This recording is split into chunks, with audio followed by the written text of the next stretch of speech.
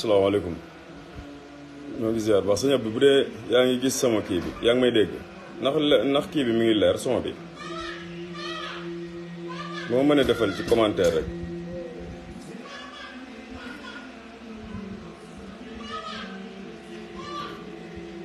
su benn mbokk mënee wax ndax son bi leer na rek ñu tàmbali laa incha allah.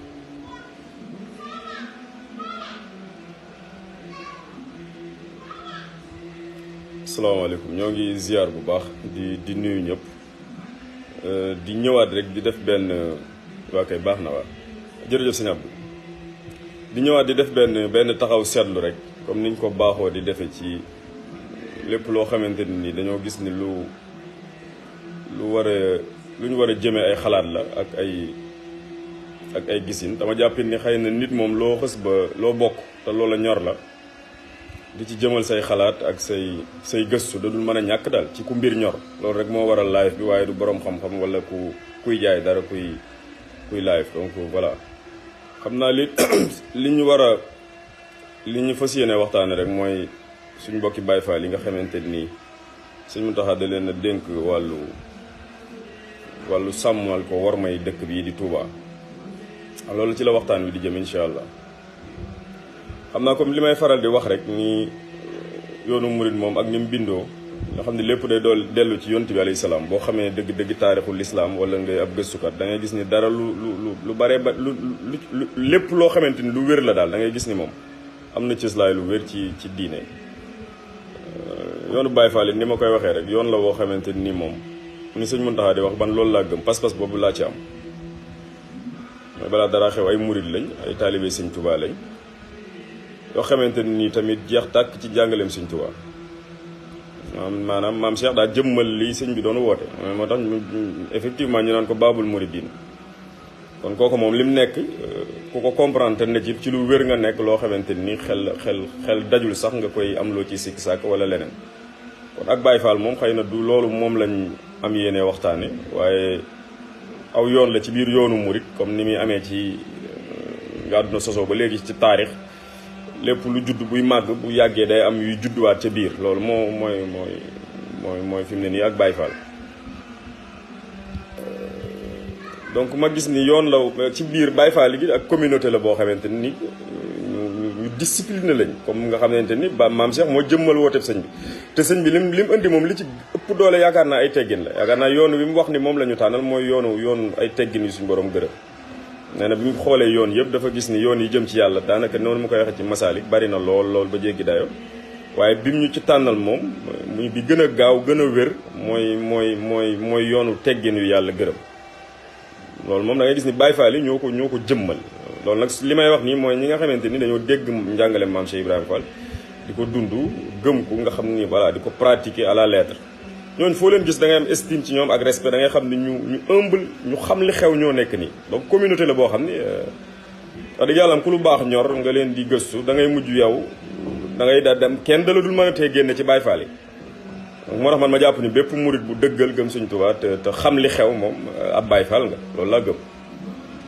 même si que ni am na yeneen ak yeneen yu ñu ci mën a wax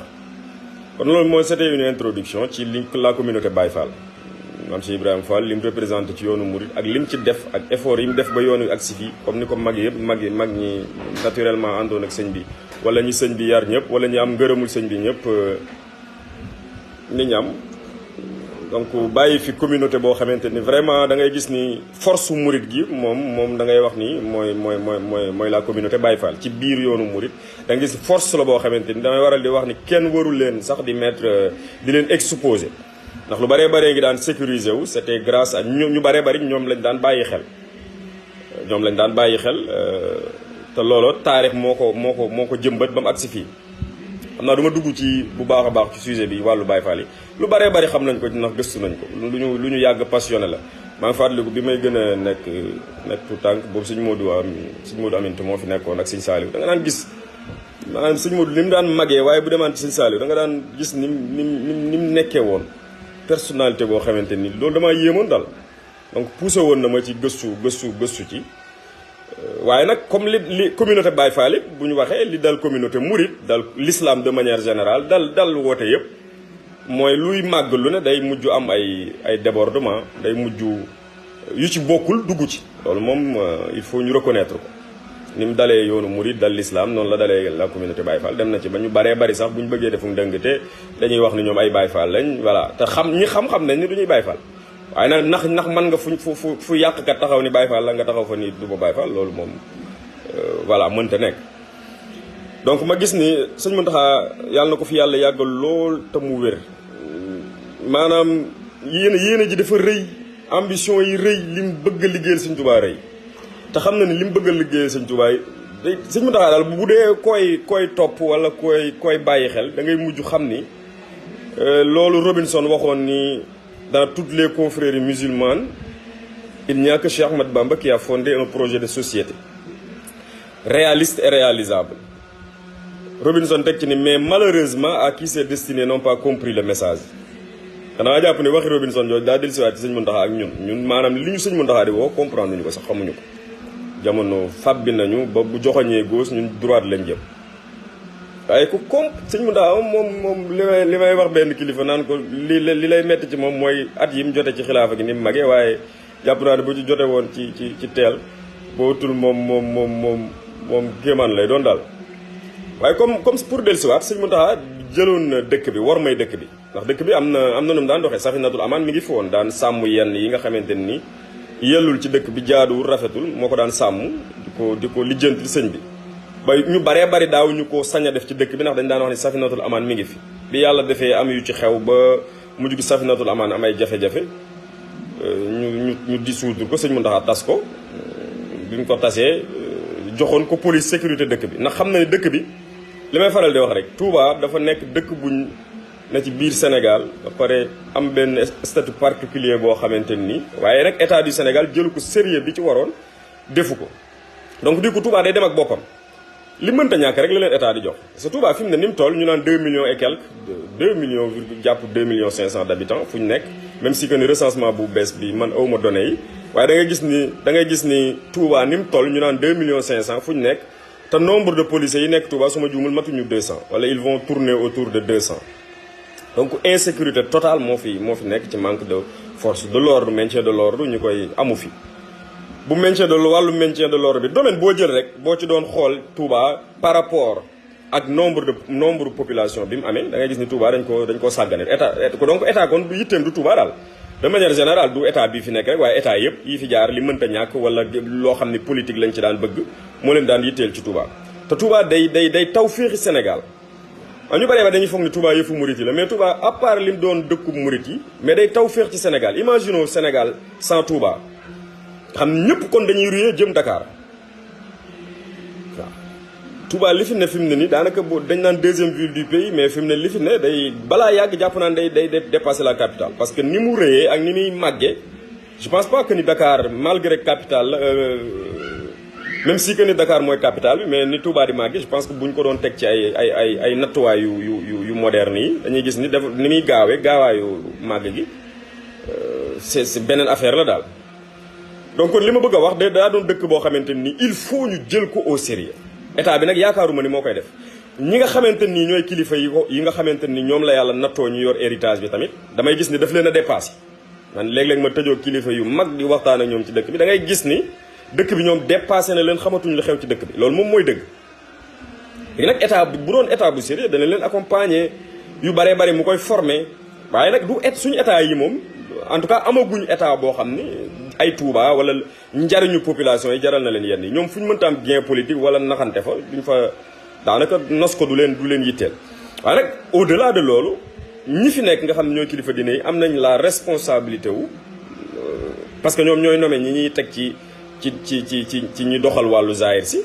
ñooñu dañoo am la responsabilité yi fu ci ne ka fa war a nekk ñu teg ko fa mooy la bonne personne ka fa gën a compétent wala ka fa ëpp njariñ ñu tegal ko fa askan waaye bu dee yii xew léegi nga xam ni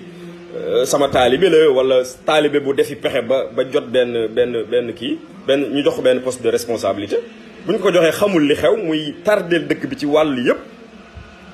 fi mu ne Touba deuxième ville du pays boo xamante ni boo fi doon ñëw da ngay jàpp ne ab village la maam yi daan kiiwee moo fi nekk ba léegi ay charrette la ñuy yéeg ba léegi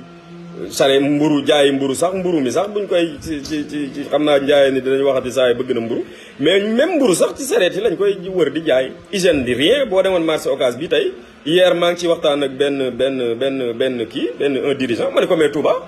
mais bu choléra ñëwaatoon bu leen bett parce que marché Ocass bii ni ñu ko bàyyi bu mel à tout moment lu ne mën naa xew lu ne mën naa xewaat insalubrité boo xamante ni dafa jéggi dayoo donc ku dëkk bi ñor ba ngay defi gëstu di kii da ngay mujj vraiment yow da nga doo nekkati sax nit moom parce que foo xool jafe-jafe la foo xool rek te loolu li ko waral mooy état yitteem du Touba jag état moom loolu lu ma gëm la bañ na ko ba màggal lañ fii ñëw def seen yooyu ñuy def seen gymnastique bu politique boobu daal di jàllaat ci yeneen bala ngeen fay gisaan màggal gi jub siwaat wala dara xew fi ñu dem ñëw wax seen waxi politique amul siiwit amul benn affaire bu état di def Touba mu am série bi ci war donc loolu moom da ngay gis ni donc mais nag kilifa yi man damay wax ni ñoom ñooy responsable suñ kilifa yi bare bari boo waxee ñu ni kilifa yi parce que ñoom ñooy responsable héritage bi ñoom lañ ci xool ñoom ñooy orientation yi ñoom des fois sax kilifa yi la état di déglu pour parce que dañu naan dëkku bu am benn kiiw bu am benn kii bu particulier la donc lu ñu fay def dañoo war a déglu kilifa ya fa nekk léegi nag li may wax lu baree bari mooy suñ kilifa yi yàlla nañ fi yàgg tëwér ñu mag ñi ay mag lañ ku mel ni Sëñ Mountakha ñun dañoo nekk communauté boo xamante ni malheureusement organisation bi war a am amul moo tax yu baree bari ñu ko ci sonal waaye wax dëgg yàlla am ci yeneen communauté yi nga xamante ni xam nañ li xew moom boo fa demee seen lu mel ni Iran boo fa demee ayatollah yeeg yooyu da ngay gis ni sëñ bi yii ñu talal Sëñ Mountakha coono yi ñu koy teg nii bëgg koo lijjantiloo zahir si bëgg koo lijjantiloo baatin bi mais amul jot googu waru koo tal daal à son âge pour man une organisation war naa am ñi nga xamante ni ñoo gën a féete ndaw te nekk ci kilifa yi ci zahir porte la responsabilité xam ne lii dafa am ay enjeux am ay défis yoo xamante ni moog yoonu murid existé parce que damay wax ni Touba existence su Touba dafa ànd ak existence su yoonu murid parce que Touba hasard amu ci le fait que mu wutub dëkkam xeex ak colon bi ba benn bâtiment colonial mu su fee nekk lépp mu defaloon ko boppam wut am njàngale boppam kooku dafa amoon gisin am vision bu leer ci àdduna vision boobu nag li koy jëmmal dafay mel ni li may wax dafay mel ni jardin boo xamante ni Touba jardin la war a doon boo xamante ni li sëñ bi vision bi sëñ bi amee wala graines yi sëñ bi amee mooy génnaa Touba mais bu ñu demee nekk benn deuxième ville boo xamante ni lépp lañ négligé lépp domaines yi yëpp dañ koo négligé donc loolu bu yàggee damay jëlale catastrophe bi mu war a doone ci réew mi après parce que dinaa ci dugg ci dans les détails après ci live bi xam naa xaw naa guddi mais pour wax ni importance bi état du Sénégal bu doon état bu responsable war a ameel ñi fi nekk parce que 2 millions voire 2 millions 500 yoraguma recensement yu bees yi mais da lay leen d'ici peu Touba day am 5 millions dañ fiy dëkk d'ici peu te dara luñ waajal ci à long terme amul dara luñ waajal ci population dëkk boo xam ne su eggee ci 5 millions muy grande ville Touba balaa yàgg ci ñi xam prospective xam nañ ni balaa yàgg Touba day daal di egg ci ville yi gën a mag ci Afrique dafay bokki parce que ni muy màggee la ak benn côté boo jël amul dara lu ko amul géej amul dara lu koy empêcher donc côté yëpp lay màggee nit ñi léegi fi mu ne dinaa ci duggaat ci biir point yi ma noté woon da ngay gis ni fépp ci sous région bi dañuy ñëw Touba bu njëkk Dakar lañ daan dem par exemple les Guinéens les Guinée-Bissau man récemment am na benn kii bu ñu ma doon visité loo mais Guinée-Bissau waa Guinée-Bissau fii à Alieu ñoo fa installé doree ba di yor seen daara donc ñëpp sous région bi quasiment foofu lii buñ ñëwul pour jàng ñoo ngi am nañ fi ay daara buñ amul ay daara ñoo ngi def commerce ci marché bi donc yooyu yëpp ay enjeux la yoo xamante ni ñi ko amee dañoo war a di ci réfléchir parce que luy ci kanam yu bëree bëri buñ ko wutalul saafara jamono ji buñ demee ba ci kanam ak jafe-jafe yi war a amewaat ci kanam mais fuñ jëm mais da ngay gis ni ñun sax ñi nga xam ne léeg-léeg ñoom lañ naan ñooy waxal yoon wi wala ñooy xalaatal yoon wi léeg-léeg da ngay gis ni réflexion yi ñuy amane yoon wi maanaam gàcce lay doon ci yow daal léeg-léeg nga gis débat boo xam ne day jël une semaine boo xam ne li ñuy wax mooy diw nee na nañ jàppale jàngalekat yi diw nee na waruñu jàppale jàngalekat yi te ca côté booba yaa ngi gis loo xamante ni danger public ne ci biir dëkk bii may wax ak yow maanaam ne ci biir dëkk bii nit ñi war ci xalaat mais damay jékki-jékki ni nit ñi soit man ma am problème wala nit ñi am problème mais yaa am na bu ci nekk problème parce que da ngay gis quasiment lépp urgent à Touba boo jëlee éducation xale yi population xale yi comme Sénégal wala Afrique de manière générale jeunes yi ñoo gën a bari mais jeunes yi Touba yi boo ñëwee amul école publique ba quasiment budul bu sëñ Cheikh Gaynde Fatma bi nekk Daaru Xuddoos bari wu fi bokk 2 laa fi jàpp ci école bu de la République bi yeneen yi ay daara la daara traditionnelle yi mi ngi fi ba léegi alhamdulilah daara internat yi ñëpp amuñu mooy yóbbu fa seen doom ça veut dire domaine boo jël kon lu urgent la lu ñu war a jëmale ay xalaat jëmal fa ay lël boroom xam-xam yi di ci xalaat defal kilifa gi ay proposition dox jëm ci lu ko saafara boo jëlee environnement fi mu ne nii man bi màggal gi jàllee ma dégg kilifa yi ndax waxoon naa dinaa ko interpeller mais temps yi comme dama kiiwaatoon bi ma déggee mu ni 4 millions xaw ma 5 millions moom lañ wax ni ñoo màggal si question bi ma ko bëggoon a poser mooy 5 millions de personnes fuñ dëkk buñ dem lañ fay bàyyi ci déchet maanaam man déchet plastique yi parce que dama def benn estimation suñu kër liñ consommé ci déchet plastique bi mu jàllee fi mu nekkoon boo ko calculer nag ci kër yi ne Touba yi ci déchet plastique fu ñu koy def ci suuf si la ñuy gasaat def ko fii la ñuy dem ba ginnaaw bàqya sotti ko fa mbalit ma demaat fële sottiwaat ko fa 5-6 millions de personnes donc c'est des débats yoo xamante ni doo dégg ñu ci waxtaan doo dégg ñu ci échanger tamit day impacté ci dundu nit ñi dañuy dabaat ci kanam nab bi ñuy wax lu ko yàq dara waral lu ko lu dul plastique buñ suul ci suuf si ba finalement amatul dara lu kii léegi xam naa maa ngi dugg ci ay détails Touba bu ma ci duggee fi laay fanaan ndax tout damay wax ni ay assises lañu war a def yoo xam ni chaque 3 mois wala 6 mois war nañoo lëlu ci benn thématique def ci ay réflexion yu poussé waaye nag bon man daal doo mën a wax lépp léegi ci pour Baye Fall ñu dellusiwaat ci Baye Fall moom li may wax rek alhamdulilah wax dëgg yàlla am communauté ku leen xam daal ku leen xam léegi nag ndax li sëñ Mountakha wax jox leen war may dëkk bi man bi mu leen ko joxee rek jot naa benn kilifa ma ne ko bëgg naa ci ndax xam naa ne ñoom passion lañ amee ci sëñ bi loolu leen sëñ bi liggéeyloo danañ ci def ci luñ mënul waaye nag ma ne ko li may tiit mooy buñ ko nosul buñ ko organisé wul waxoon naa ko kilifa gu bokk bu bokk sax ci ñi kii mbir yi jamono jooju bokkoon na ci ñi koy coordonné ñu échangé ci lu yàgg ma ne ko nag man sama gisin ci mbir mi mooy Baye Fall moom amee nañ personnel bi waaye ndax personnel boobu du luñ leen daan defloo maanaam amuñuy compétence wu maanaam mën a gérer ndigal yi nga xamante ni mooy sëñ bi dani lii nañ buñ ko def ci dëkk bi maanaam dañ leen cee war a former en fait moo tax biñ toogee matul 2 semaines ma gis ñu tàmbali di kii ma ne y a problème teeloon naa cee alerté parce que looy gis ci àdduna damay faral di joxe ni tubaab bi li tax ñu raw ñu lu ñuy dugg rek te loolu ndeysaan sëñ Abdourahmane Daaru Muxti da ko daan wax lu bari day wax ni nit ki lu muy dugg la ca war a jiitu mooy xam li muy defi lu mu doon lu mu mën a doon ci àdduna rek man damaa seetlu ni tubaab bi li tax ñu seen développement bi gaaw duñ tâtonner bu ñu waroon a ñëw ci tey sax Sénégal bala ñoo ñëw danañ xool visiter lépp ñu def ci recherche ba xam fa ñuy jëm lu mu doon ça veut dire lu ne rek xam-xam moo ko war a lal man moo tax bañ leen ko joxee rek wax dëgg yàlla mbég mu rëy laa ci amoon ndax xam naa ñoom njariñ lu ñu amal dëkk bi njariñ lu ñu amal yoonu murit léeg-léeg sax wallaahi lazim dama leen di yërëm ci lu mel ni mbale Touba mi léeg-léeg ñu dugg marché Ocass bale ko sonn ca sonn boo xamante nii maanaam fuñ jaar moom boo fa gontee jaar da nga naan noo Baye Fall yi du ñuy nit waaye boo xëyaatee malheureusement mu mel ni kenn jaaraatu fa woon léeg-léeg sax man mbale mi dama naan ndax li Baye Fall yi moom xam naa ñoo gën ci àdduna bi ndax ñoo ngi defar waaye xam nañ balaa ngoon ñu yàq ko donc kon ñu amal yoonu murit njariñ lañ ñu war a fonk lañ communauté bu ñu war a préserver lañ waaye nag li may tiit nag mooy lii ñu leen ni leen sëñ Mountakha joxee ndigal li buñ leen ci jàppalewul yeneen organisation yi nekk ci yoonu murit def benn synergie ñi amee compétence organisationnelle ñi amee yenn compétence technique yi les policiers retraités les gendarmes ñu def benn synergie boo xamante ni pour apporter jàppale sëñ Mountakha ci mission Baye Fall yi am réussite bañ a xeex Baye Fall yi parce que tamit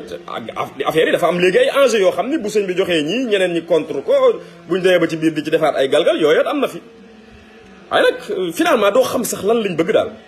léegi xam naa pour li ma waxoon kilifa Baye Fall yooyu dama ko ne woon man li ma gis mooy il faut ñu former mu doon luñ professionnaliser maanaam warul doon ku jug rek ni man damay arrêté am naa Baye Fall laa damay arrêté nit ni ko li nga sol baaxul loolu bu ñu ko defee moom mooy àdduna bu tukki parce que jeunesse su Touba dañoo bari lool benn vide amoon fi ñu baree bari jàngaluñ leen woon dañ leen a bàyyi woon ak réew bi loolu day dellusiwaat la responsabilité mooy ñi yore dëkk bi da ciy dellusiwaat. donc jeunes yooyu ñoo màgg tey ne ci dëkk bi ñu baree bari xamuñu sax li xew te pourtant boo leen croisé ñu bëgg sëñ Touba lañ dañ naan la barki sëñ Touba wax nangam sangam mais xamuñu lu xew parce que dañ leen a bàyyi woon ak la rue. parce que xale boo bàyyi xale bu am 9 ans nga bàyyi ko ci charrette yi muy nekk ci marché bi di def nekk ci réseau bi di wër dëkk bi bu màggal amee mu dem kooku sëñ bi xamul lu xew vraiment amul jàngaluñ ko waajaluñ ko yaruñu ko ñooñu nag ñoo fees dell ci dëkk bi donc ñooñu pour nga tegaat leen ci war ma dafa laaj yenn nan lañ leen di accompagner maanaam nan la ñuy comprendre jeunes yi ñu amal affaire mooy ñan waaye nii Baye Fall yi jugee waxoon naa ko su continuer catastrophe lay indi catastrophe bu rëy parce que man damay en même temps li may bu may gëstu damay def ay observation bu yàggul rek jaar naa fii ci jumaa ji yor taxi matul 3 jours je pense benn waay ma nga fa taxaw nee na Baye Fall la mi ngi wat waa ji watin boo xam ne waa ji boo xoolee xam ne bu dee Baye Fall xamul li xew ndax Baye Fall liñ ko daan xamee mooy bëri yërmande maanaam dañ la daan ñoom buñ bëggaan dara sax da ngay gis ni dañoo am seen benn philosophie wu danañ la nax ba am liñ bëgg ci yow mais ñëw violence bi ñu àndal da nga xam ni ñii même su dee ay Baye Fall lañ ñii par amour mais xamuñu luy ak Baye Fall vraiment parce que waa ji mi ngi koy watin boo xamante ni c'est à côté de la mosquée loolu moom du luy sëñ bi digle waaw mbal dinaa ci duggaat ci point yooyu donc benn violence bi man bu àndee bu yàggee day indi rébellion ci xale yi commencé na fi mu ne dëkk bi bu njëkk ñiñ fawoon mooy Baye Fall yi da nga daan si xale yëpp ay Baye Fall lañ bëggoon a doon mais léegi booy romb nii wala ngay def observation wala nga nekk ab gëstukat mais da ngay gis ni daanaka ay ennemi lañ leen tàmbalee def foo romb ñu ni Baye Fall yi la booy di waxtaanee di leen saaga barki démb rek damay jaar nii di doxantu dégg booy di jëw Baye Fall yi di leen saaga te loolu bu continuer fan la yoon bi jëm parce que du yoon bi Baye Fall yi ñoo doonoon la sécurité mën naa ko waxe noonu donc yooyu c'est des réflexions yoo xam ni nan lañ mën a accompagner la communauté Baye Fall sëñ bi dénk leen ko waxoon naa ko au début dama ne woon par exemple lu mel ni Hizbut Tarqiyyah amee nañ une force organisatrice amoon nañ ñoom benn force organisationnelle boo xamante ni ñoom yàgg nañ ci organisation damay wax ni am na ci yoo xam ne sëñ Mountakha moom lim man mooy joxe ndigal li waaye bu ko joxee moom li ci des mooy nan la ñuy def ba lim bëgg moom mu am loolu nag bu boobaa dem ci kër yi baax na comme démarche boobu Baye Fall doon def dem ci kër yëpp bu ñu demee wax ak kilifa kër ga mais damaa gis ni organisation yu mag yi ñoo war di def synergie lu mel ni Baye Fall yi Hizbut Tarqiyyah Touba ci kanam dañoo war a coordonner Hizbut Tarqiyyah ñoom yàgg nañoo organiser yàgg nañoo nos yàgg nañoo former ay ñu leen di yoral sécurité ak nangam sangam am na ay anciens policiers am ay anciens gendarmes yoo xamante ni ils sont à la retraite xaaruñu lu dul ñu liggéey loo leen mais fii la ñu nekk dajale durus seen xas la ñoom dem yóbbu seen addiya te ñooñu am nañ expertise bi donc loolu il faut ñu créer lu urgent pour man def ab lël ba pare tamit ci samay xalaat ak samay proposition de solution mooy ñiy contrôler dañoo bari daal dañoo bari mënoo mbedd moo tourné gis ab booy taxaw fa ni moom moo yor sécurité dëkk bi wala moom moo yor war ma dëkk bi léeg-léeg nga gis koo xam ne sax day wax ni moom day wormaal day jubbanti kenn te moom boo xoolee lim sol rek quasiment ki muy jubbantee ko gën lum sol wala léeg-léeg ngay wat nit fekkee yow sa bopp bi yaa ngi ko rasta léeg-léeg sax def nga ci ay kii ay comment dirais-je ay jaaro ba pare ni da ngay wat koo xamante ni parce que dafa dégradé donc loolu laa Amsatou loolu maa ngi ciy ñëw point bu ma noté woon la te ba pare dafa am loo xamante ni mooy li Amsatou di mbay il faut ñu def la Amsatou Mbaye di wax maa ngi lay ziar suñu am sa il faut ñu def la part des choses dafa am loo xamante ni boo xoolee texte fondatrice yi mooy li sëñ Abdoulaye bindoon nga xam ni soxna May def ci signé woon je pense sëñ Mourtala njabootu sëñ bi fi nekkoon signé woon nañ ci ak sëñ Soy bu je pense signé woon na ci document boobu soo koy lire da ngay gis ni yi fondamentaux yi nga xam ne l'islam da ko cité mu leer ñu tere ko yooyu la sëñ Abdoulaye indi waaye duggul woon ci détails yi nga xamante ni après sax maa ngi doon laaj benn ni ko ndax sëñ Mountakha dafa wax ay cap par exemple cap mais cap man nga ni ci aaday Touba mais loolu aada la du diine il faut ñu faire la part des choses aussi bu dee xale bi da nga ko bëgg a tere cap ni ko cap du worma mais loolu tegoo ko ci diine en fait da nga ko teg ci aada nii rek tegoo ko ci diine parce que boo demee ci yeneen dëkk yi da ngay gis ni ñooñu cap la ñuy jullee donte ne dëkk bu ne xëy na am na loo xamante ni mais est-ce que egg na ci dóor nit wala gaañ ko ci sol cap wala koo xam ne xëy na dafa watu karaw gi sëq nii mu dagg kub ko nii mais pourtant yow rasta nga def te rasta am na foo xamante ni boo fa demoon dañ lay xoolaat pourtant donc loolu il faut mu leer déjà lépp lu diine tere pour man loolu la sëñ bi taxaw wax ni loolu mooy ñàkk war ma te loolu la sëñ bi tere yeneen yi nga xamante ni nag yuñ mën a naxantee xale yi la ba sensibiliser leen ci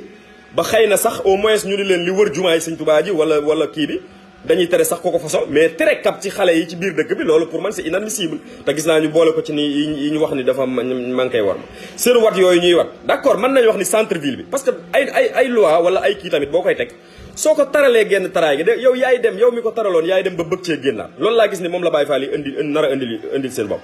wala boog te ban jàpp ma ni loolu ci lu sëñ Mountakha wax sëñ Mountakha moom war ma la wax waaye sëñ Mountakha ba muy wax war maan mooy yii diine wax yooyu laa jàpp ni ci lañ war a teg kii bi ak xëy na politiciens yi te pourtant politiciens yi ñoo ngi ñëw ci kër sëriñ si ba léegi di def yi ñuy def même si que ne xëy na wàññi nañ seen meeting yi privé yi yi ñu daan def muy sonal nit ñi biir Touba mais ba léegi politiciens yaa ngi fi lambari ci biir dëkk bi di mobiliser di waajal ay parrainage ak nangam sangam te pourtant sëñ Mountakha bi mu wax sax ci lim gënoon a insister ci worma yi mooy politique bi daf ne woon politique bee ko gën a metti ci dëkk bi donc kon man damay wax ni am na yoo xam ne suñ ko indee li muy indi ji mooy soulèvement wallahi azim su continuer soulèvement lay indi ji Baye Fall am ak problème jeunes yi mu indi fi fitna joo xamante ni daray àdduna jaru ko te léegi ak réseaux sociaux yi nga xam ne média de masse la loo filmé boo ko dugalee boo ko posté balaa ngoor a jot mën naa egg ci 3 millions de personnes seetaan ko plus wala lu ko ëpp mu def influence def tâche ci yoonu murid yooyu yëpp dañ ko war a xam yu ci yi nekk ñu bàyyi ko xel mais nii ñuy watee xale yi ci mbedd mi di leen fitnaal léeg-léeg liñ sol te wax naa ko xale yi ñu ci baree bari wallahi al azim victime lañ wallahi al azim léeg-léeg victime lañ de xale yu bari parce que xale bu am 8 ans nga bàyyi ko ci charrette yi wutaloo ko programme wutaloo ko lu mu def loolu Sëñ Tuubaa bi mu fi nekk wala mag ñi dañ koo xalaatuñ ko woon mais ñëpp a gis ni xale yi ci dëkk bi lañ nekk taxawaalu mais sogeekul benn kilifa yi da ngay am say moyen mais benn kilifa waxuma nag généraliser wu ma mais comme ñoom la yàlla nattoo tamit ñu yor ñu yor héritage yu yoon wi yor héritage yu dëkk bi mu tegu seen loxo yu baree bari pour man dañ leen ko war di ci échanger ak ñoom di leen ko rappeler parce que ñun ay lu mën a xew ay taalibe la ñuy doon moom lañ bëgg a doon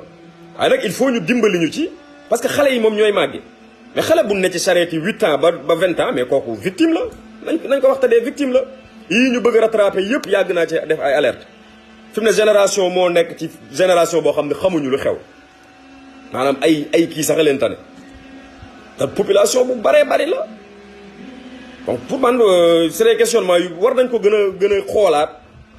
xoolaat de manière générale li l'islam tere ñu focus ci parce que li gars yi di wax nii di wormaal ak dóor gone yi nii mais kër sëriñ si bari na ñoo xamante ni wala ñiy ñëw ci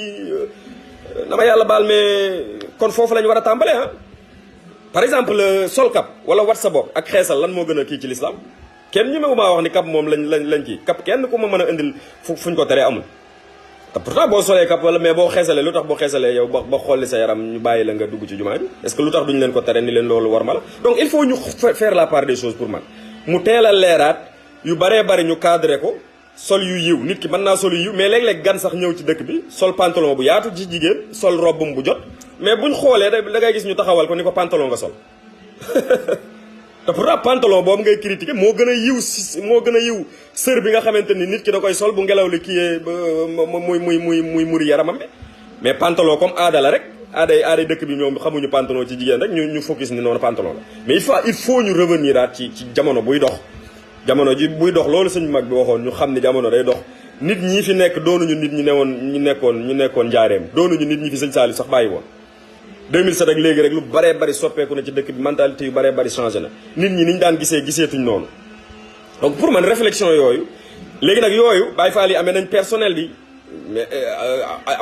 ñoom it wax dëgg yàlla ñu yàgg organiser ay mbir lañ waaye lii ñu leen dénk moom damaa jàpp ni compétence yi ñu ci amee néew na te faaw ñu jàppale leen ci parce que lu sensible la dundu nit la parce que koo fi dóor gaañ ko imaginer xeex bi amoon ci Touba lu ko gën a ñaaw sëñ bi gën koo metti amul te teguñu ko ci dara lu dul même la police nationale nga xam ni corps buñ organisé la léeg-léeg sax nga gis benn waaye wul lijjanti fële ab tëneem sol ko ni policier la kon xanaa Baye Fall yi moom fii la gën a yombe kon donc il faut pour man ñu teel cee wut ay solution yu leer teel leen a boole kuréel yi nga xamante ni yàgg nañ ci ku lu mel ni Hizbut Tarqiyyah plus de 45 ans d'expérience ci organisation amee nañ ressources yi xam nañ li xew gendarmerie police ñu retraité ñooñu te nekk ay taalibe nekk dëkk biir Touba gii paa yi bari nañ fi ay anciens gendarmes anciens policiers yoo xam ne fii la ñuy nekk di durus ak naan café ak yóbbu seen addiye ñu boole leen ak ñooñu ñu man di leen former di leen defal ay séminaire di waxtaan ak ñoom nit dafa am worma nit dafa sacré nit même booy koy wat am na noo ko war a wotee nit même boo koy wat li may faral di joxe exemple lu bari man même yonent yàlla Moussa bi ko suñu borom ci alxuraan da ngay gis ni yonent yàlla Moussa bi ko yàlla di yabal ci Firawna da ko ni na nga poli na nga amu maîtrise na nga dal nu la neex taawilee mais lam ko wax daal mooy na nga ànd ak yar ak teggin ndax Firawna te pourtant Firawna mën nañ ab bandi la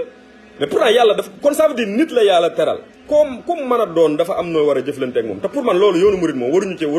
waratuñ cee jox kenn leçon ndax Sëñ Tuubaa ci loolu la fondement yoon wi warmaalante yërëmante bëggante benn amour bi mais bu ñu demee ba léegi daanaka quasiment yoonu murid lépp ay yëfu maanaam catastrophe bi mos naa fay wax déclin gars yi di ma saaga fekk booba polémique maa ko ci jublu woon li ma ci jublu woon a wax mooy yu baree bari da nga daan gis ni ñun bokkul woon ci ñun maanaam xamuñu ko woon mais léegi dafa mel ni yooyu moo ñuy déterminé da ngay gis sax bu dara amee polémique bi au lieu mu nekk polémique bu courtois boo xamante ni waxtaan la réflexion mais saagaante lay doon guerre bañante mais loolu ba kañ loolu bu dee moom mooy yoonu murid buñ doxaatee tuuti jàpp naa ni ñiy intéressé tu ci yoon bi du bari tax danañ ko tilimali goo xam ne du góndeeti kenn yoonu murid li ñu respecté woon bëggee woon ñu ko mooy discipline ak am maîtrise lu ci bare bari diplomatie la ko yoon wi daan liggantee yoon wi musta tegu ci fitna fitna lu récent la ci yoon bi en fait fitna nii wala dóor wala correction yu metti yi gars yi di wax yëpp yu récent la ci yoon bi yu garaaw a garaaw da daan xew ci yoon bi mais da nga gis ni mag ñi ci diplomatie ak intelligence ak yar ak teggin lañ ko daan lijjanti gis nga sëñ bi sax dañuy wax ni bi muy wax dañuy bu dee jàng ak yar loolu lañ war a def ci nit ki jàngal ko yar ko waaye daf ni bu dee benn da ciy ñàkk na doon njàng mi tañ bàyyi fa yar bi ci nëx ju boo demee gis nga nëx ju lim la ci orienté pour man diplomatie ak benn intelligence boobu communauté yi wala fa lañ rawantee mais mënoo ñëw ni yow communauté Baye Fall nga yow lañ dénk wàllu wormay dëkk bi nga bëgg indi violence boo xam ni terreur boo xamante ni mujj gi ay ennemi ngay créer fuñ jaar ñu yuuxoo gone yi yuuxoo leen te comme li ma wax gone yu ci bare bari victime lañ ndax bi ñuy nekk ci sareet yi di taxawaalu guddeeg bëccëg jànguñu xamuñu luñ def ñu bare bare leen di romb naa noo gone yi nangam sangam te wutuñu ci benn solution donc il va falloir ñu pointer les yi nga xamante ni après daf ñuy dab yi may wax nii yëpp yàgg naa cee def alerte nee naa leen luy dab communauté bi la parce que mënoo am ville boo xamante ni plus de 2 millions voire jëm ci 3 millions d'habitants la gone yi ci ëpp ci dëkk bi jànguñu ñenn ñi ci daara yi la ñuy nekk bu ñu fa jógee amuñu benn kii waajaluñ leen ci ay technique waajaluñ leen ci dara ñu désespéré soit dañuy dem fee di wut ay business di ñaanalaate wala bu dul loolu ñu dem nekk Ndakaaru di business at ça veut dire yooyu yëpp c'est des enjeux yoo xamante ni du xaar lu ñu war a di def ay réflexion la di ci waxtaan di ci sensibiliser kilifa yi ñu xam ni ville bii sëñ bi doonatul ville damaa jëlal rek sax ay bi fi sëñ Touba du jóge wala sëñ Modou Saw la ñoom sëñ Fallou sëñ Saliou rek bi mu fiy jógee 2007 ak léegi li mag ci dëkk bi dafa extraordinaire. maa ngi jégalu dafa mel ni téléphone bee tàngoon mu mujjoon arrêté live voilà maa ngi ziar maa ngi jégalu baax téléphone bee xawoon a tàng live bi daggoon donc maa ngi doon wax ci yoon wi ak Baye Fall yi nga xamante ni ñoom la sëñ Mountakha dénk wor may dëkk bi te ma jàpp ni wax dëgg yàlla am lu ñu mën a réussir lañ maa Baye Fall yi am nañ bëgg gi am nañ wax dëgg yàlla am ñoom moom lu ñu leen jox moom jox leen ko moo gën ñàkk leen koo jox daal ndax yéene ji ñuy demee ci dëkk bi te wax dëgg yàlla amit lu ñu leen jox da ngay gis ni ñu koy defee ak brio daal corniche bi bi ma ñëwee ba gis niñ ko def da ngay gis ni bu doon état la xaalis bu bare bari la ciy ñàkk garab yi bi ñu leen ko defarloo armée yi boo fa demee ça veut dire dañoo yéeme daal ñoom la communauté Baye Fall waaye nag il va falloir Baye Fall yi su may wax nag ñi authentique ñeneen ñi rax mi nag fépp la am maanaam li rax yoonu murit nga xam ne ku nekk kum neex woote woon murit nga moo dal Baye Fall yi ñu baree bari fi mu ne parce que danger bi mooy buñ ko organiser wul parce que kilifa goog bi ma ciy échanger ak moom yaakaar naa prévoir woon nañ ay badge yoo xamante ni day doon badge yu ñu dul mën a falsifier mu am tenue boo xamante ni dañ leen ciy xàmmee ñoom ñu koy joxe te ñu bañ a doon nombre bu baree bari ba kenn du leen mën a contrôler te képp kuñ ci jàpp ngay dóore wala ngay def violence pour man dañoo laa war a retirer ci liste bi teel la wax ak yow daal mais pour man am na foo xamante ne waruñu faa am ñoom pouvoir gaañee wala lii parce que police mi ngi fi te sëñ Mountakha ñoom la joxoon ordre dëkk bi tamit mais ñoom li ñu leen sant mooy war ma ñu nekk fi ñoo xamante ni dañuy pour man voilà ci loolu lañ leen di xaar daal ñu xam ni am na lu présent loo xam ne parce que Safinatul Amaan bi ñu ko dindee loolu laa doon wax dama doon wax ne danger bi mooy bu waa dëkk bi bu ñu baree bari gisee ni amatul ku leen di saytu lu leen neex def loolu nit moo bindoo noonu donc dëkk bi commencé woon na yi ñu tere woon yëpp di fi dellu si nit ñi di sol lu leen neex moo tax bi sëñ Mountakha joxee Baye Fall yi ndigal dama ne alhamdulilah ndax mbir yi soppeekuwaat tuuti mais nag il faut ñu accompagner leen organiser leen loolu nag man maa ngi leen di kii ñu mel ni Hizbut Tarqiyyah jàpp ci Hizbut Tarqiyyah am nañ kii bi vraiment am nañ qualification yi wala bu ko defee Hizbut Tarqiyyah dem jëli ressources yu mel ni gendarmerie ak police ñu retraité ñi boole koog police locale bi nekk ci dëkk bi pour man bu ñu defee benn synergie dinañ mën di discuter voilà policiers yi di leen wax fi ñu war a yem ak li ñu war di def bu ko defee yenn yi nga xamante ni parce que Touba moom force de l'ordre di doyul xaaju ñoo tey man ancien commissaire bu fi ne woon sama xarit la dañ daan échanger ci sécurité dëkk bi mais dafa ma daan expliquer maanaam gab biñ soxla ci pour force de l'ordre ci dëkk bi dafa bari woon ba énorme yaakaar naa dama doon wax naan matuñu 200 ci ville boo xam ne ñoo ngi naan mi ngi avoisiné de 2 millions 500 jëm kaw 2 millions voilà 2 millions 500 donc man loolu laay wax à chaque fois damay wax ni dafa am sujet yoo xamante nii nim farata ak nim jàmpee ñu war cee wut ay solution yu urgente mais doo dégg sax ku ci def ay discussion ci yeneen lañ nekk daal di ci polémique bu dégg bëccëg te yi may wax nii du xaar après dafa ñuy rattrapé waat mi ngi mel ni lu par exemple lu mel ni ndoxu Touba bi dafa am ak relation santé man yàgg naa koo wax médecins yi yàgg nañoo alerte ci ni ndoxu Touba bi nañ ci wut solution parce que dafa am relation ak santé ville yu mag yi bokkut ak lu baree bari day dem ba bu naturelul impact dund nit ñi day yomb mais Touba boo demee ci seen hôpitaux yi xool lii dal nit ñi ci wàllu wér-gu-yaram da ngay xam ne am na lu leen koy def lu leen koy jox parce que nappe bi dafa polluer ba yàqu nappe bi fii may wax ak yow nii ñu baree bari duñ ko seetlu mais seen foos yi yu baree bari yoo xamante ni ci ville bu mag mënatu la nekk parce que ville bu 2 millions de personnes nekk bokkut ak àll ba wala kii nga xam ne xëy na quelques foos a fay nekk ci mbedd yeeg yooyu mais fii bu dee foos yëpp ci suuf si lañ ko branché suuf soosu ndox moomu jaxasoo waat donc c'est des questionnements ak des problématiques yoo xamante ni pour man dañoo am sëkk lu ñu doy te pour man nag ak murit wala bëgg yoon wi bëggaale dëkku Sëñ Tuubaa bi da cee bokk man damaa jàpp ne loolu lu mënta ñàkk na Sëñ Tuubaa li ko dëkk bi jaraloon ba pare Tuubaa day image u sëñ bi ndax fi mu ne booy jaay yoonu murit wala dara ngay wax Tuubaa la sëñ bi nekk sëñ bi buñ koy ziar si Tuubaa la ñuy ñëw donc kon ku fi ñëw rek boo ñëwee li nga war a njëkk sentir mooy dëkk bi nga xamante ni moom la Sëñ Tuubaa doon ñaan boroomam loolu dañ koo war a di maanaam dañ pour man li ma doon wax benn kilifa ma ne ko dañoo war a teg Matlabul Fawzayni maanaam grande chapitre yëpp ñu def ko en rouge nga xam ne day doon benn charte boo xamante ni day am suivi dañ naan ndax at mi réussir nañ lii man damaa jàpp ni loolu bu ñu ko defoon rek xëy na benn 10 ans 20 ans danañ am xëy na fu ñu bëgg a jëm ndax ni ma gis nii moom xamuñu fu ñu jëm moom dëkk bi explosé na nit ñi bari nañ kilifa yi lu baree bari échappé na leen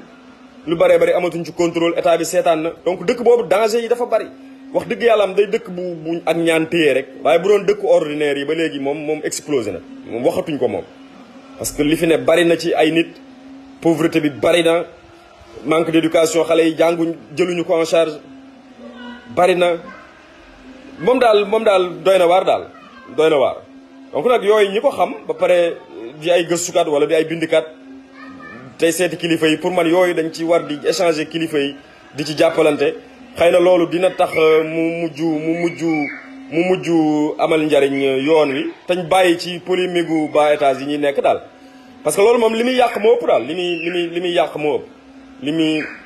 jaa ngi jaxasoo xaw naa guddi waaye en tout cas une fois daal mooy il faut communauté Baye Fall bi ñu jàppale leen parce que bu ñu leen jàppalewul ñu xool ni bañ saboté ko ak ñi nga xamante ni war may dëkk bi ñu sàmm ko arrangé wu leen ba Baye Fall yi par exemple benn affaire am fi ba sëñ bi di su boo waaw man jàpp naa ni lu war a maa ngi jégalu daa mel daa am ko doon woote damay wax ni man yéene naa li leen sëñ Mountakha dénk ñu réussir ko ak brio waaye nag il faut ñu il faut ñu jàppale leen ñi organisation yu mag yi nekk ci yoonu murid lu mel ni Hizbut Tarqiyyah ak yooyu yenn compétence yi dajaloo man di nos yenn yi di ko planifier parce que àdduna foofu la toll waaye suñ ko deful vide bi ñu tàmbali terreur bi ñu tàmbali di semer Touba gone yi di xeex ak ñoom di xuloo ak ñoom gone yi nga xam ne xamuñu li xew boo bëggee di leen utiliser violence ci ñoom bu yàggee émeute lay indi ci dëkk bi te tàmbali na fooy romb ci mbedd yi fi mu ne ñoom la ñuy saaga te loolu dara àdduna jaru ko daal parce que ñoom sécurité yoon wi lañ donc pour man il faut ñu veiller ci ñu voilà communauté organisation yu mag yi booloo xam ni benn intérêt la ñu war a am muy dëkku Sëñ Tuubaa bi ak yoonam yi nuñ ko sàmmalee te wax dëgg yàlla muy lu ko jar damay wax ni Sénégal moom ku comprendre enjeu bi Touba di représenté même boo dul murit di nga fonk Touba di nga bëgg mu développement Touba di nga bëgg Touba jëm ci kanam donc pour man il faut ñu gën ci liggéey gën ci jëmale réflexion yi waaye de problématique yi bari na loolu ba jéggi dayo waaw sécurité duy caaxaan daal sécurité doo ko jox n'importe qui waaw loolu moom mooy li wér nit ku ci ne liñ naan civil warta yar moroomam parce que loolu la nit ñëpp seen bopp lañ bëgg nit boppam daf ko jige am na fooy jaar ak moom rek dafa lay jox bakkanam daal te ba ñi ma gis moom ñi ma jot a gis ñoo xam ne sama bët moo ma leen may moom violence bi ñu utiliser ci nit ñi jaaduwul te yi ñu leen di summee wala yi ñu leen di kiiwee du warta bokk ci yi ñuy tere daal loolu moom samay waxi bopp la parce que sol cap mën nañu tere rayon jumaa ji par exemple ñu ni jumaa ji wala rayon bi dañuy tere ku fi sol cap mais nan la ñuy teree cap ci dëkk bi ci ay gone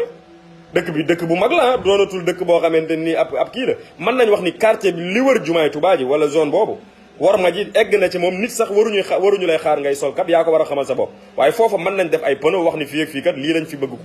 ku fi ñëw nga sol ko comme boo doon dem ci palais Macky Sall bi wala ngay am ministre le recevoir am na yoo xamante ni noonu ngay solo wala koo fonk boo koy seeti am na yoo xam ne noonu nga war a solo d'accord naa donc warmaal li wër jumaa ji ba fu am fu mu yam mais nag ni dëkk bi yëpp benn gone waru fee sol cap wala genn gone amul sañ-sañu wat sa bopp bi nii te yow nga rasta def ci ay sax bu la neexee ay jaaro loolu dafa àndul wala nga mën a bàyyi ku xeesal koo xam ne diine moo ko tere woon loolu waxoo ci di wax ci ab cap bay dóor boo kooku wala ngay xolli boppam parce que dafa sol cap pour man yooyu c'est des ay exagération la yoo xam ni buñ ko kiiwul li muy mujj yàq mooy ëpp li muy defar daal te wax dëgg yàlla am li ma waxaat encore une fois communauté Baye Fall gi dañuy sagu yoonu murit ñu war a préserver la ñu war a sàmm la parce que dañoo nekk ci sécurité ak gazu yoon wi kon buñ ko fooyee ba mujj gi xale yi bañ leen sax parce que nii moom bu continuer mooy dañu leen di bañ waaw dañu leen di bañ daal donc wërta demee noonu donc il faut force de l'ordre yi aussi yaa ngi wax ni Pape Abdoulaye Ndiaye yaa ngi wax ni il faut mu revenir aux forces de l'ordre yi bariwuñ ça veut dire mënul leen a revenir ba pare force de l'ordre yi formation bi ñu amee ñoom tamit duñ formation boo xamante ni nii dañ naan buñ gisee nit dañ koy jéem a summi ni ko li nga sol baaxul non non formé wuñu leen noonu pour man Baye Fall yi li sëñ Mountakha def effectivement loolu moo war a nekk ñoom mën nañ ñoo am ñoo xamante nii dafa war a am badge mu am nombre bu limité ñoo xam ne dañ leen di xàmmee ku ci def erreur ñu dindi la ci liste bi doo bokkati ñu organiser ko nga xamante ni ñooñu li ñuy mën a surveiller mooy yenn yi nga xamante ni ay yu capital la par exemple mi ngi mel ni ay football comme sëñ bi da ko boole woon ci yooyu jeu nangam yi ñu délimiter ko ay rayon jeu hasard yi nga xam ne alxuraan da koo wax mu leer te sëñ Mountakha bi muy wax ci wormaay dëkk bi la wax ak politique bii nga xamante ni waxoon nañ ci maanaam ñooñu doon ñoo xamante ni ñooy alerté bu ñu demee nag ba gis lu war a déborder bu boobaa force de l'ordre yi mën nañ leen a interpeller ñu ñëw mais force de l'ordre yi moom man def naa ci ab étude boo xam ne ku leen bàyyee dëkk bi moom mooy daray diine duñ ko fi lijjanti duñ ko fi li seen yoon nekkul ci loolu ñoom li seen yoon nekk mooy banditisme wala lijjanti booy bi doon lijjanti fee yamba wala nangam sangam wala sàcc wala yooyu mais ay kii sol na lii wala loolu yooyu force de l'ordre yoonam nekku ci moo tax il faut li leen sëñ Mountakha dénk ñu accompagner leen ñu am formation bi ba pare ñu xàmmee ñi ci bokk mais mënoo 10 000 Baye Fall mënuñoo yor sécurité dëkk bi foo tourné Baye Fall taxawal la naan la li nga sol nangam sangam loolu mënta nekk il faut mu nekk nombre boo xam ne dañ koy mën a maîtriser ñu am ay badge am ay carte nit ñi tamit ñu xamal leen ni leen képp ku la war a summi bu la lii la war a wan doo nga am sañ-sañ ci def loola nga kii mais loolu su amul fi mu jëm mooy catastrophe lay doon yi loolu moom mooy li wér daal boo xam naa maa ngi def ay répétition xalaat yi bari na ci mais xam naa ne kilifa yi Baye Fall yi ñu ko dénk moom wax dëgg yàlla moom lu ñu leen dénk xel da ciy dal ñu am yéene ci sëñ Touba ñu bëgg sëñ Touba lañ ñu fonk kii bi lañ waaye nag li dal yoonu murid dal l'islam moo leen dal communauté la boo xam ne aussi ñu baree ngi woote woog Baye Fall mais xamuñu sax luy ak Baye Fall affaire yi leen neex nii rek wala léeg-léeg ñu bëgg lu yomb ñu ci rax ñoo xamante ni voilà fu ne xamuñu li xew daal parce que man jumaay sëñ Touba jooju damaa jàpp ni ku fay wootee war ma wala dara am na yenn violence yoo xam ne waroo ko faa ñimee def sa xel waru ci sax rab sëñ Touba yërmande ji dafa bari woon waaw dafa bari woon am na sax benn xarit bu siiw ci réew mi ku ma mos a àndal di ñëw Touba mu may wax ni ma sëñ Touba daal ni mu baree woon yërmande ak bu duggee Touba moom li koy metti ci dëkk bi mooy sareetu mbaam li mu fii daj daal mooy les animaux ni ñu leen di traité te mu ni tubaab yi gëmul yàlla sax moom day seetlu ni niñ fonkee jur gi ba bàyyi leen xel daal te maanaam fii nag la war a gën a kiiwee ba ci jur gi nii rek da ngay gis ni relation bi ñu am ak ñoom bokkut ak li sëñ Touba jàngale sëñ Touba lépp luy dund rek da koo yërëmoon waaw gis nga ba muy ñaan sax waaw maanaam luy dund dafa kii mais yooyu yëpp da ngay gis ni luñ du sax yu ñuy bàyyi xel te dara waralu ko nag lu dul ay nit war di xalaat dëkk bi dëkk doonatul dëkk bu ndaw deuxième ville du pays image dafa war a refléter image sëñ bi li may dal ci benn ñemewu maa wax dal sax waaye li ma doon coow ci benn kilifa fan yee ci ginnaaw naan ko boo ñëwee ci suñ jumaa ji mag ñi fulla ji ñu amoon ba taxawal lu toll ni nga xam ne sëñ Fallou 1963 la ko inauguré woon. ma ne ko 1963 la ko inauguré woon xoolal jamono jooju Touba yaakaar naa li fi dëkkoon matul 3000 mu inauguré lu toll ni bàyyi ko fa ñooñu vision bi ñu amee woon buñ ko suivre woon intérêt général yi bari ni kilifa yi daan doxe mais léegi da ngay gis sax loolu am na beneen live bu ma ci waajal boo xamante ni mooy la ville de Touba ñi ko yore nii fi mu ne ni ñuy occupation bi ni ñu koy def ak ni ñuy profiter ci suuf si di ko fowee ñenn ñi di ko jaay des commerçants ñenn ñi ñu am xaalis ñi ñu leen koy jaay di bazarder suuf si mag ñi dañoo amoon yërmande ba dañ daan sóoraale ñi ñëwagul mais ñun moom lu sotti nii rek tey da ngay gis koo xam ne day màggal ba pare gas buntu këram sotti ci mbalit ñi xalaatul sax ni gone gi am nañ ñu war a màggaat ëllëg environnement bi da leen di impacté waat wala dëkkub Sëñ Tuubaa bi boo fi defee lii yooyu fokk ñu yeewaat ci nit ñi yaraat leen ci di ci échanger ak ñoom ba nit ñi parce que nit ñi ñu bëgg Sëñ Tuubaa lañ mais nag waxuñu leen li xew tamit waxuñu leen li xew ba pare dimbaliwuñu leen bàyyi nañ leen sax seen bopp li ñuy daj ci marché bi boo fi xëyee man enquête yi may def wala gëstu yi bare bari damay xëy dugg marché Ocass di wër sëñ bi mais da ngay bëgg a dee nax lu lay métti nit ñi di ay jàmbaar bëgg kii te dara andiwu leen fi àndul yaakaar bu ñu yaakaar Sëñ Tuubaa donc dëkk boobu il faut ñëpp di ci xalaat ñëpp di ci bàyyi xel nan la ñuy mën a def ba mu refléter image sëñ bi waaye doy na waar daal du lu metti la lu naqaree lijjanti ndax gars yi léeg-léeg xëy na coono yi muy jar waaye man damay wax ne nit lu mu bëgg da ko war a jaral coono bu dee da ngaa wax ni da ngaa bëgg mbir te yow jaralu la coono jaralu la lii pour man da ngay wax rek bëggoo dara mais des fois ngay léeg-léeg kenn woo la genn kilifa mus na maa woo kilifa gu am solo ci yoon wi mus na maa woo di ma kii ni ma dama laa yërëm daal ndax xam naa ne bëgg nga yoon wi bëgg nga kii bi dëkk bi nangam sangam nga xam ne moom su ma ko déglu woon bàyyi naa moom mooy damay dem sama kër toog nekk samay activité di lijjanti sama xaalis ak lu ma yoree sama njaboot bu ñëpp defee noonu fan lañ jëm pour man Sëñ Tuubaa mënuñu koo fay liñ man rek mooy reconnaissant ak lim fi teg ñu sàmm ci as lëf liñ man donte ne xam nañ ni nekkuñu ci lim ñu sant waaye war nañ koo sàmm ba génération yi ñëw fekk fi lu ñu gën a fonke sëñ bi lu ñu koy gën a bëgg mais nii mbir yi di demee mbir yi di lëj yu baree bari ñu koy seetaan ñu baree bari démissionné kilifa yu baree bari toog seen ruq bu ko ñëpp defee àdduna day tukki de parce que yàqkat bi di saytaane moom du noppalu yeneen outils yi ñi nga xam ne saytaane ñoom la def ay jumtuwaayam muy Occident wala ñi nga xamante ne yeneen civilisation lañ gëm civilisation yu opposé ak l'islam ñoo li leen arrangé mooy ñun ñu nekk ci suñu réer gi xale yi bañ a jàng nit ñi gën a ñàkk ko defee nit ñi buñ ñàkkee violence am buñ jàngul ay dof la ñu doon loolu la nit ñooñu loolu lañ bëgg loolu bu boobaa ñoom loolee leen di arrangé bu ko defee économie bi yëpp ñoom ñu koy ñëw di jël di dem mu nekk li ñu naan voilà benn esclavage bu moderne te loolu moo tàmbalee am parce que Touba deuxième ville du pays li fi nekk ci ay nit marché bu mag a mag nekk fi nga xam ne am na nuñ doon góorgóorlu am maire bu am fulla rek day nekk marché sous région bu régional bi gën a mag mën na koo nekk marché bii maanaam defar marché bu mag parce que li fi ne ci nit dafa bari ba pare Touba position bi mu amee ci réew mi dafa central donc yooyu yëpp di ci réfléchir di ko xool nan lañ koy planifier nan la ñuy doxee jëm ci mais da nga gis seeni intérêt rek intérêt bu kii ñëwee léeg-léeg sax kilifa état yi nga waxtaan ci ak ñoom kenn ñu wax la dara ci kilifa loolu lu mu ko doon ñaan yu ñàkk fayda yoo xam ni donc pour man il faut ñu revenir à ci question essentielle yi di ci échanger yenn yi ñi nga xam daayira ak yooyu nekk ay centre yoo xam nit ñi dañ fay yeewoo aussi mais yooyu su amul catastrophe lay doone de yu baree bari nit ñaa ngi wax nii di nangam sangam baatin waaye baatin daa am zaahir am man loolu laa gëm yonent bi lu yàlla bind yonent bee ci gën moom la yàlla gën a fonk te lam fa bàyyi bañ ko sàgganee gis nañ li xew waaw zaahiru Sëñ Tuubaa ji Sëñ Tuubaa du jël si duñu ko téyel Sëñ Tuubaa li ko waroon lépp def na ko planifié wutub dëkk wut programme wut plan lépp mu teg ko li ci des mooy déroulé ñun ñu ñëw di ne ci suñu nelaw yi di wax rek boo waxee ñu lay théorie ak Sëñ Tuubaa amul morom lépp dana baax te dara xam nañ ni lu bari baaxul boobu waaw maa ngi jégalu bu baax ci live bi gudd na xaw naa guddi ñoo ngi jégaluwaat bu baax loolu lañ bëggoon a exposé rek ñoo ngi ziar mbokk yëpp tey jégalu bu baax lépp lu ci dëng asalaamaaleykum